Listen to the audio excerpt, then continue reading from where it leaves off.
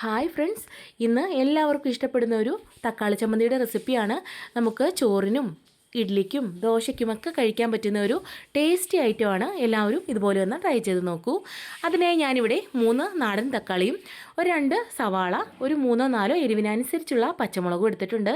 അതൊന്ന് കഴുകി വൃത്തിയാക്കി ഒന്ന് കട്ട് ചെയ്ത് മാറ്റി വെക്കാം. ഇനി നമുക്കൊരു പാൻ അടുപ്പത്ത് വെച്ച് അതിലേക്ക് ആവശ്യത്തിന് വെളിച്ചെണ്ണ ഒഴിച്ച് കൊടുത്ത് ഒന്ന് കടുകിട്ട് പൊട്ടി വരുമ്പോൾ നമുക്ക് അരിഞ്ഞു വെച്ചിട്ടുള്ള സവാളയും പച്ചമുളകും കൂടി ഒന്ന് ചേർത്ത് കൊടുത്ത് നന്നായി ഒന്ന് വഴറ്റിയെടുക്കാം. അതൊന്ന് വഴണ്ട് വരുന്നതിന് വേണ്ടി നമുക്ക് ആവശ്യത്തിന് ഉപ്പും കൂടി ഒന്ന് ചേർത്ത് കൊടുക്കാം. ഇനി നമുക്കതിലേക്ക് പൊടികളായിട്ട് മുളക് പൊടിയും മഞ്ഞൾപ്പൊടിയുമാണ് വേണ്ടത്.